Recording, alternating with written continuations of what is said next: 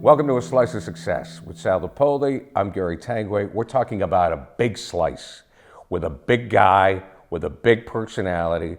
Sal, I've been so excited to meet you. I can't wait to do this. Well, what a pleasure it is, my friend. Great. And thank you for having me to do this. So the one thing I want to start, though, right off the bat, because what we're going to be doing here with Sal is we're going to talk about his journey through business, his journey through life, his journey through sports, and he has a lot to teach people, and he's got a great story to tell. But off the bat, I want you to take one word that describes you. That's interesting. If I had to say one word, Gary, I would say relentless. I am relentless in the pursuit of what I think is right for my family, for my friends, for this company, for this community. Relentless. I will do whatever it takes. I will give you whatever I have inside my heart and soul in order to accomplish that. And I won't stop until we win. So you're not afraid to fail? No. I've failed so many times in my life. It's not a question of how many times did I fail. It's a question of how many times I failed and got back up again after I got punched in the face. Right. Because I think that, and that's why I wanted to start with that. When you said relentless, I think that is a perfect lesson, especially for our young people, because we've done so well generationally. Our next generation, which we will discuss in later podcasts, your family, your kids, the expectations for these kids to succeed is right away. People have to learn to fail in order to get to the next step. You can't win without failing. 100%. I agree.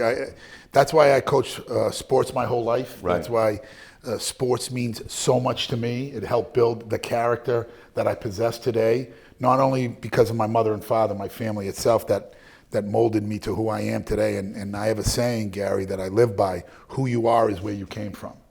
And I'm a product of Jeanette and Nicholas Lupoli, and they're a product of my grandparents.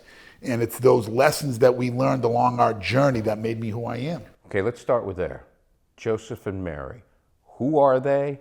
Tell us their story, and how did they impact you? You know, first of all, there they are right there. They're the two on the right-hand side. You know, humble beginnings. You know, I was born in East Boston, Massachusetts. I was born in 900 square feet. I was born in the building that my grandfather, Salvatore, when he came from Italy, eventually purchased. You know, playing on the stoop, so to speak, or in the front yard, which was my concrete sidewalk. I thought that was normal. But I had four older brothers. I say three older brothers. I say that because I lost one of my brothers to leukemia. And I have two younger brothers. So there was 6 boys. But when I was born in 1966 in East Boston, my grandfather, in his home, he had migrated from Italy in the early 20s, landed in New York, made his way over to East Boston. He wanted to sell olive oil door to door. Gary, back in those days, that's what you did. There was no supermarkets or any of that stuff. The fruit guy came. The milkman. The milkman, the coal, the ice, in the 30s and 40s. People talk to each other. That's right. They communicated. Well, your neighbor looked out for you, right? You had relatives up and down the street, you know, and unfortunately that's not the way it is today. But back then, my grandfather decided he wanted to import pure olive oil from Italy, can it himself, and sell it door to door. As a matter of fact, I have one of the last cans left of oil that he made. Oh, wow. Yeah, and he died in the late 50s. He died at 39 years old. Oh, wow. And my grandmother, God bless her, she lived to 104 years old.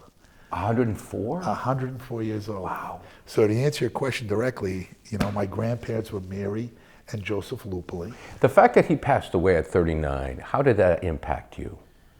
Or your family? Because I would think that would be like... It was devastating for my father, right? Because my father was 15 years old when his father passed away. Wow. He had to quit school to take care of his mother and his 2 younger sisters. Yeah. And so he didn't get a chance to go back to school and get his diploma till late in life. In his early 20s, he was able to get it because he made himself a promise. But it dramatically changed him as a person, because where he wanted and what he wanted to do was greatly changed at that point. He had to go to work. He was 15, 16 years old. Right. And my mother comes from a journey harder than that, if you can imagine, than my own father. But to answer your question directly, my mother was probably the greatest inspiration in my life. 2 jobs. 2 jobs. And a mother. Well, 3 jobs. That's right. Well, 4. Ready for this? My father had taken 2 massive heart attacks. and he was almost completely disabled. And my mother took care of my father, took care of the kids, worked in 2 different jobs, you know. But her mother and father, she was an only child by the time she was 16 years old, and she had 2 younger siblings. She lost her father at a very young age, and she lost her mother. She came in at nighttime. Her mother would work a 3rd shift so she could be home for the kids during the day. And my mother's job was to get her 2 younger siblings ready, and then wake her mother up, or at least touch her mother and say, "Hey, Mom, I'm going to school. Everything's all set. I'm taking the kids." And her mother, my grandmother, would say, "Okay, thank you, Jeanette. I'll see you when you get home from school." And because she worked the 3rd shift, she would sleep, you know, while the kids were in school. So one day my mother went in to wake her up, and she was cold. She had passed away from a blood clot in the nighttime. And so at the age of 16 years old, and it's really incredible to me, because when I believe, you know, in where I came from, and I believe so much that, you know, things are passed through DNA, and it's just not your physical appearance, Gary. Like, it's certain things inside you. You say, "Why do I act like that? Why do I say that?" Because you're the product of your mother and father. And so the reason I say that is because the DYS back then, whatever it was called, they knocked on her door after a couple of days later, after her mother died and was out there, and they said, "Jeanette, you can't, you're 16 years old, you can't stay here with your 2 siblings." Like, and so my mother said, "Well, what does that mean? Like, where are you going to take us?" "I'm going to take you to a foster home, you know." And my mother's first question, and I'll never forget it, and I'll tell you why I'll never forget it. She said to them, "Well, are we going to be together?" And they said, "No, Jeanette, I'm sorry. It's not the case. Right. We won't be together. Maybe 2 of them will be together, but not all 3. There'll be no family that'll take in 3 children," especially back then, you know, in the 50s. And so she said, early 50s.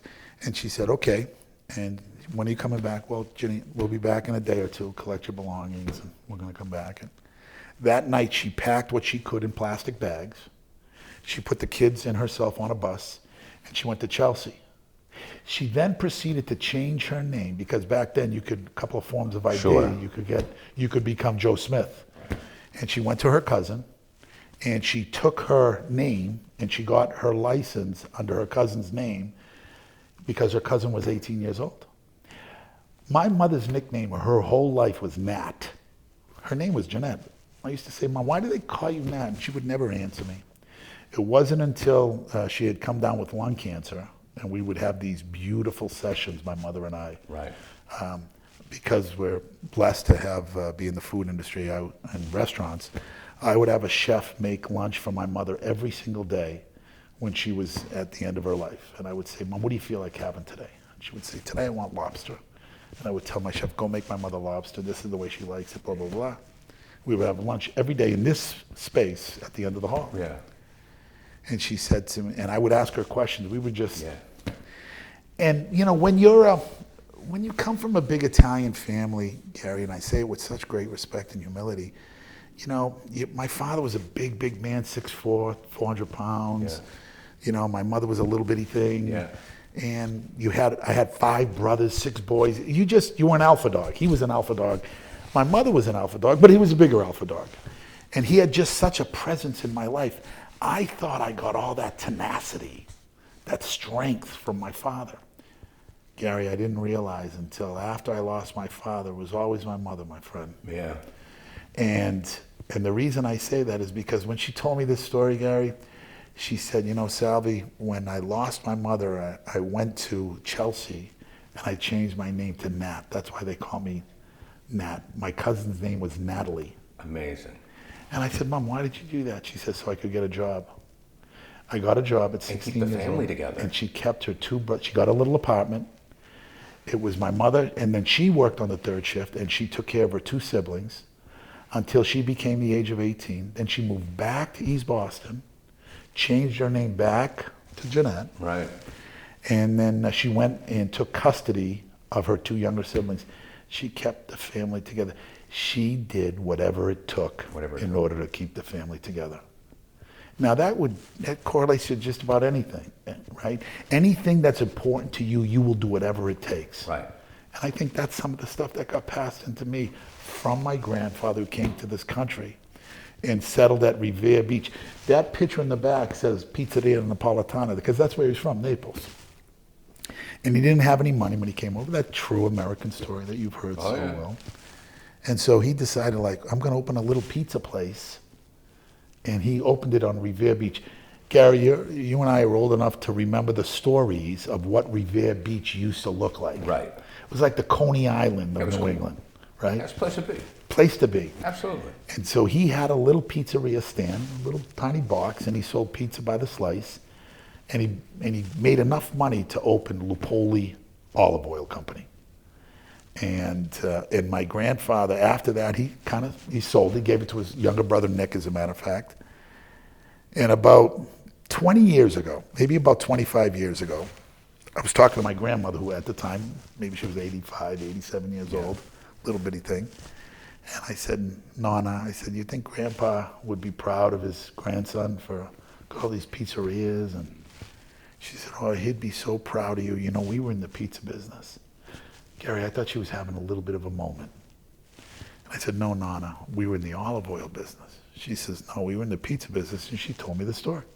You had no idea? I had no idea, Gary. I said, you don't have a picture of that, Nana, do you? And about 6 months later, she called me up, and she said, Salvi, I got a little picture. I don't think you're going to like it.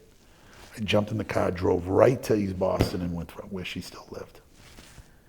And I ran in the house and I looked, and there was a little piece of paper. It was this big, little torn and tattered picture.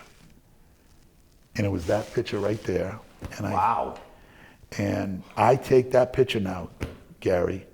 Every single thing I buy, every single thing I open, everything I renovate, anything in my life, I have that picture in a restaurant, in the pizzerias, in real estate, with a caption underneath it that says, who you are is where you came from. So what am I? I'm the grandson of a couple of immigrants that came to this country that worked hard, that took care of their family, took care of their friends, took care of their community, you know, took care of their children. Right. And they passed that through me. And my father had a lot of lessons for me in his life. One of the lessons he learned is this: have blind faith in the advice I'm going to give you, Sal, because I'm only going to give you advice that's going to benefit you. And I have no agenda. See, everybody else you're going to talk to as your journey continues, respectfully. Maybe it's a lawyer, maybe it's an accountant, maybe it's a business advisor, maybe it's somebody in your life, a banker. They're going to give you advice. And unfortunately, there might be an agenda affiliated with it. I'm going to give you advice with no agenda. I'm going to give you only advice that best suits you. And so I listened with open eyes. And those lessons that he taught me, they all resonated with me. Make a difference in someone's life. You know, place yourself second beyond, you know, put your family first. Put your organization before you. You know, the customer is not the most important. It's your employees that's the most important. You know, all these lessons in life that he taught me, they resonated with me. So as he was building me, and he, no question about it, my mother and father built me. They built me out of a piece of clay and they molded me. And I'm so grateful. And so your question is not maybe why was I chosen. Maybe it's more of I had the benefit of being born at the right time to two incredible people. And those people molded me like a piece of clay. And not for 1 second did I ever look at them and underestimate that everything they said to me was not just for the benefit of the family, but what was the benefit of me. And I took that to heart. And I take it to heart right now today. And so when you look at my organization and you see what we have, and God has blessed me, but it's not the zeros after the one that why I'm a success. I'm not a success because of my bank account, if you want to kind of judge that. Not even close. Well, you would have stopped a while ago. I would have stopped a long time ago. I had that game won when I was in my 20s. Right.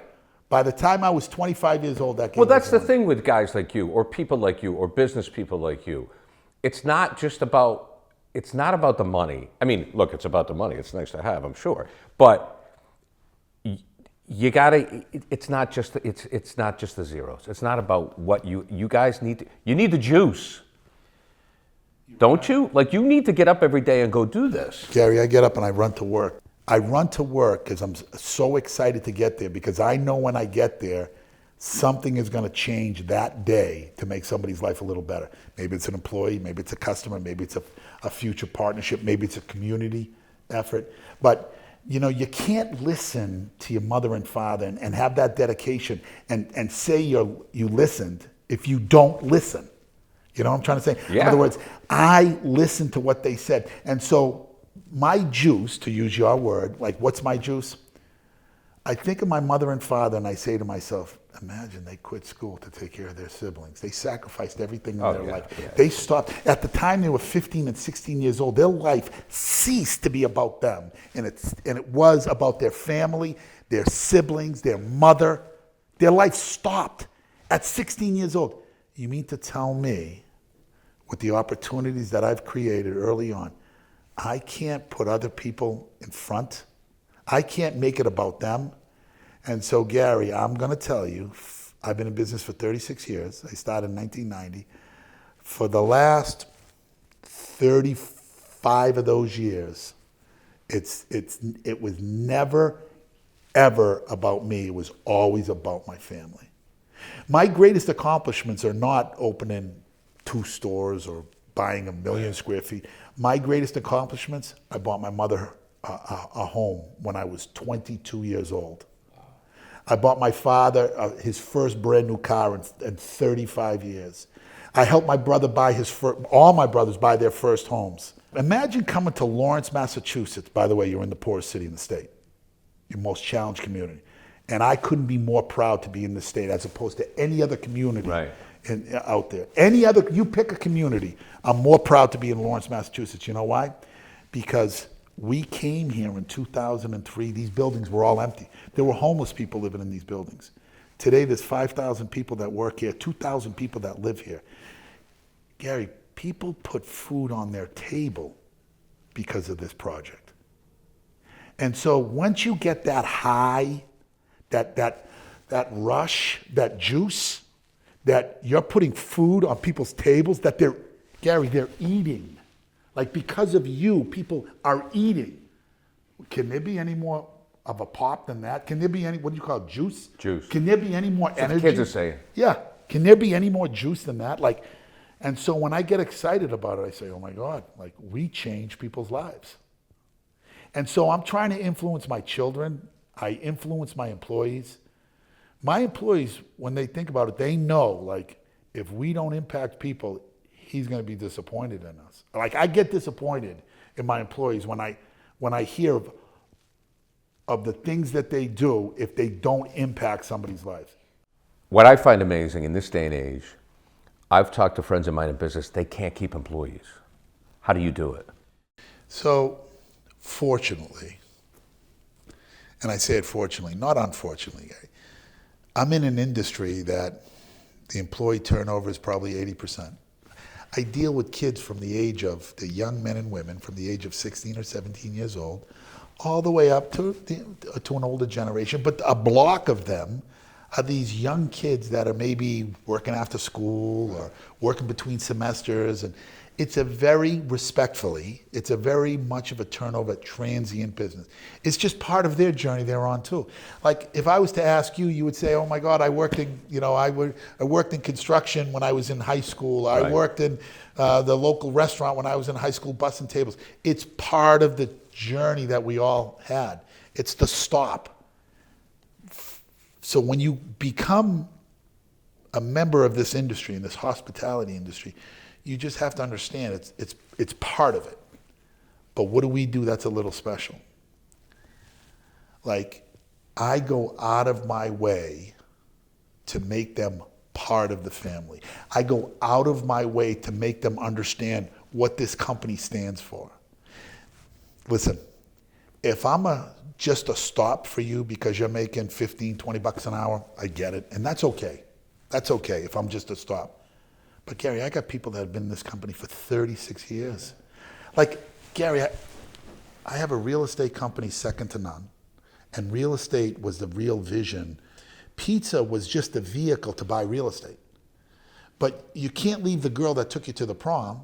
And so I never wanted to get out of the pizza business because I started looking and say, oh my God, look at all those jobs. And I started looking at the people. I said, oh my God, that person's been with me for now 20 years. I can't sell these pizza stores. And so once they started to realize, wait a minute, Sal could have sold this 25 times and he didn't. Why?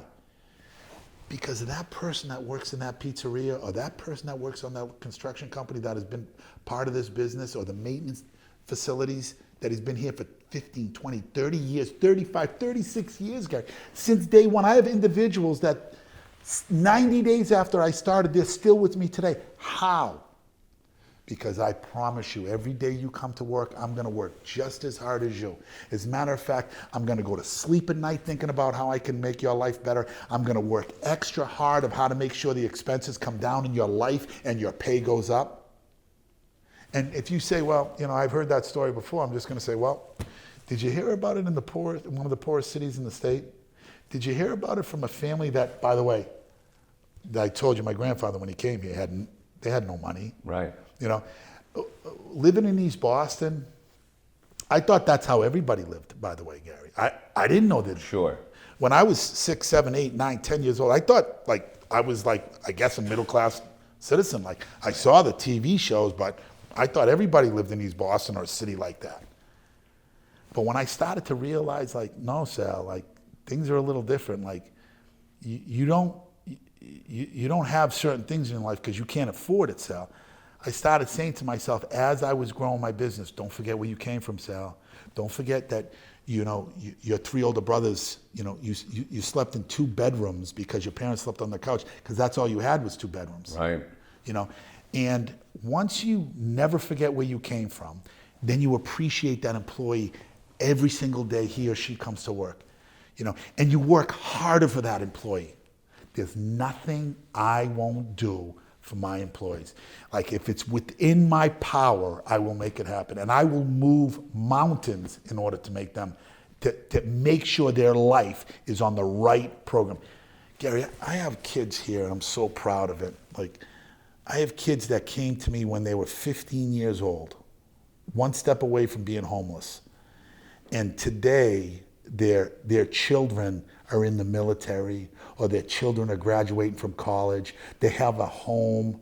And I look and I say to myself, what was your destiny if these Right. 2 beautiful lives didn't come together? That's what I'm most proud of. That's what charges me up. That's what gets me going. That's what motivates me. Because when you have a company that is going the way that we're going, Sal's Pizza, Lupoli companies, you get to experience this every single day. And all of a sudden, the kid that's been with you for 36 years, that door might open and that new guy is going to walk in, and maybe he's going to be with my children for the next 36 years. Right. Does that make sense? It makes complete sense. It makes complete sense, and it's a recipe for success. Unfortunately, I think corporate America has lost their way on it, and that's why, in some instances, the service industry has really suffered, yours being the exception. That's why I wanted to touch on it. And before we wrap up, can I have a job? Done. We'll talk to you next time, here, ladies and gentlemen. Slice of Success. Coming up in our next podcast, we're going to talk about his journey behind the pizza counter and how that started and how he had to work for himself. That's coming up next. Sal, we'll talk to you next time.